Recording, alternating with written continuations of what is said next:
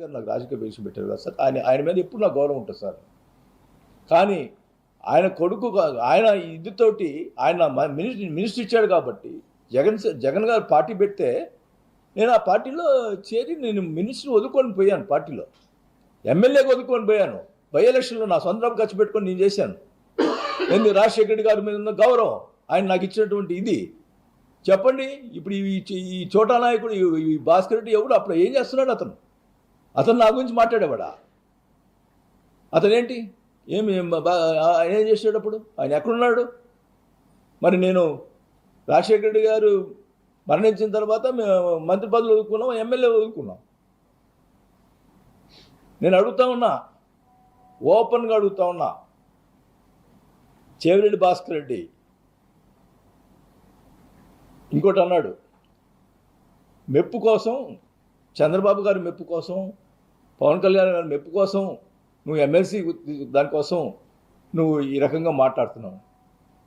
ఏమయ్యా వాళ్ళు ఈటీవీ వాళ్ళు 1750 కోట్లు ముడుపులు అందిని దాంట్లో మీకు బాగుందంటే నేను బాగుందని చెప్పాలనా? ఈ విషయం ఉన్న నిజం చెప్పాలనా? చెప్పాను, దానికి మెప్పు అని అంటున్నాను. నేను ఎప్పుడు జగన్ మెప్పు కోసం ఎప్పుడు చేయలే, నీలాగా ఎప్పుడు కాలు పట్టుకోవాలా, భజన చేయలే. భజన చేయకపోవటం వల్ల నేను ఈరోజు పార్టీకి బయటకు రావాల్సి వచ్చింది. నేను అడుగుతా ఉన్నా, మాగుంట శ్రీనివాసరెడ్డి గారు ఎంపీగా ఉన్నాడు, ఆయన ఏం తప్పు చేశాడు? టికెట్ ఇవ్వకుండా చెవిరెడ్డి భాస్కర్ని తీసుకొచ్చి పెట్టారు. ఎందుకు పెట్టారు? మాగుంట శ్రీనివాసరెడ్డి గారు చంద్రబాబు తిట్టలేదని టికెట్ ఇవ్వట్లేదు అంటే అందరికి తిట్టే వాళ్ళకే టికెట్ ఇస్తే ఏంటిది? ఏం ముందుకు పోతున్నావు? తిట్టాలా? కొంతమందికి అలవాటు ఉండదు, మీడియాకు వచ్చి తిట్టడం అలవాటు ఉండదు. ఆ రోజు మాగుంట శ్రీనివాసరెడ్డి టీడీపీలో ఉన్నాడు, ఆ రోజు జగన్ నేను తిట్టాడా? ఆయన నైజం అది, ఒక్కొక్కరికి ఒక్కొక్కటి ఉంటుంది. ఆయన ఇవ్వకుండా, ఆయన టికెట్ ఇవ్వకుండా, ఆయన తిట్టలేదని చెప్పి టికెట్ ఇవ్వకుండా చిత్తూరు నుంచి తీసుకొచ్చినటువంటి ఆయన చిత్తూరులో ఏం చేశాడో ప్రజలు చిత్తూరు జిల్లాలో పోతే అమ్మ చెవిరెడ్డి అంటున్నారు. మీరట్ట ఇది చేస్తున్నారు అన్నారు. పోనీ అయిపోయింది, ఎంపీ టికెట్ ఇచ్చారు, అయిపోయింది, ఓడిపోవటం జరిగింది. మీరు చెప్తున్నారు, ఒక మాట అంటున్నావు, చెవిరెడ్డి భాస్కర్ రెడ్డి చిత్తూరు నుంచి వచ్చారు అని.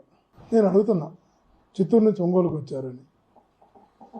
నేను మిమ్మల్ని అడుగుతున్నా, వాసన్న, మీరు కొండైపు నుంచి ఒంగోలుకి ఎలా ఎందుకు వచ్చారు అని అడుగుతున్నా. మీ నియోజకవర్గం కొండైపు కదా, ఒంగోలుకు వచ్చి ఎందుకు పోటీ చేశారని అడుగుతున్నా. అదే మీ నాయకుడు పాలకొల్లు నుంచి పిఠాపురం ఎందుకు వెళ్ళాడు అని అడుగుతున్నా. మీ కూటమిలో ఇంకొక ప్రముఖ నాయకుడు చంద్రబాబు నాయుడు గారు చంద్రగిరి నుంచి కుప్పం కిందకి వెళ్ళారు, లోకేష్ గారు చంద్రగిరి నుంచి మంగళగిరి కిందకి వెళ్ళారు, కడప నుంచి సీఎం రమేష్ గారు అనకాపల్లి ఎందుకు వెళ్ళారు, ఈ కృష్ణా జిల్లా నుంచి పురంధరేశ్వరి గారు రాజమండ్రికి ఎందుకు వెళ్ళారు? చెప్పండి, అది కూడా అడగండి. ఇంతటికి మీ దోస్తు మాగంటి శ్రీనివాసరెడ్డిది ఒంగోలు జిల్లానా, నెల్లూరు జిల్లా కదా, తను ఎందుకు వచ్చాడు? మీరు వెళ్ళింది నిజం కదా కొండవైపు నుంచి ఒంగోలుకి? నేను ఈరోజు చెప్తున్నా, జగన్మోహన్ గారు నన్ను ఒంగోలుకి పంపించినప్పుడు ఎంపీగా పోటీ చేయమని మీతో పాటు అందరూ అన్నారు. మాగంటి శ్రీనివాసరెడ్డి గారికి వైఎస్ఆర్సీపీకి ఎమ్మెల్యేకి ఓటేస్తే ఎంపీకి వైఎస్ఆర్సీపీ వాళ్ళు కూడా మాగంటి గారు ఓటేస్తారని చెప్పారు. మీతో పాటు అందరూ చెప్పారు. మీరు మా ప్రముఖం మీరు కూడా అన్నారు.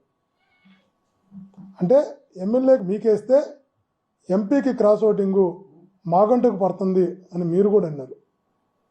చివరికి మీరు పోటీ చేసిన ఒంగోలు అసెంబ్లీలో కూడా మీకు ఎన్ని ఓట్లు వేస్తారు అన్ని ఓట్లు నాకేసి మీకన్నా అదనంగా 4300 ఓట్లు సుమారు అనుకుంటా నాకు ఎక్కువ వేశారు ఒంగోలులో. వాసన మీకు వచ్చిన ఓట్ల కన్నా నాకు ఎక్కువ ఓట్లు వచ్చాయనే విషయం మీకు తెలిసే ఉంటుంది అనుకుంటా. పార్లమెంటు మొత్తం మీద మాగంటి శ్రీనివాసరెడ్డి గారికి వచ్చిన ఓట్ల కన్నా సుమారు 52,000 ఓట్లు ఎంపీగా నాకు అదనంగా వచ్చాయన్న విషయాన్ని మీరు గమనించాలి, అంగీకరించాలి, వాస్తవం కాబట్టి. అంటే అర్థమేమి, మీరంతా ఆయన క్రాస్ ఓటింగ్ అవుతుందంటే ఒంగోలు ప్రజలు జగన్ నన్ను అక్కడికి పంపితే నన్ను అంగీకరించారు. అందుకే ఈరోజు చెప్తున్న ఒంగోలుతో నాకు విడదీయరాని అనుబంధం ఏర్పడ్డది. ఆ అనుబంధం ఎప్పటికీ అలాగే ఉంటుంది. ఆ ప్రజలతో ఉంటుంది, నాయకులతో ఉంటుంది, కార్యకర్తలతో ఉంటుంది. ఏ చిన్న కార్యకర్తకు, ప్రజలకు, మా నాయకులకు ఇబ్బంది వస్తే ఖచ్చితంగా ఒక బ్యాక్ బోన్గా వాళ్ళందరికీ అండగా నిలుస్తాం. మా పార్టీ పైన, మా నాయకుల పైన, మా నాయకుడి పైన మీరు ఎలాంటి ఆరోపణలు చేసినా వాటిని తిప్పకొట్టడానికి, మీరు చెప్తున్నటువంటి అబద్ధపు మాటలు, మీరు చేస్తున్నటువంటి బ్లాక్మెయిల్ రాజకీయాలు చెప్పడానికి ఎప్పుడు ముందు ఉంటామని కూడా మీకు తెలియజేస్తున్నా.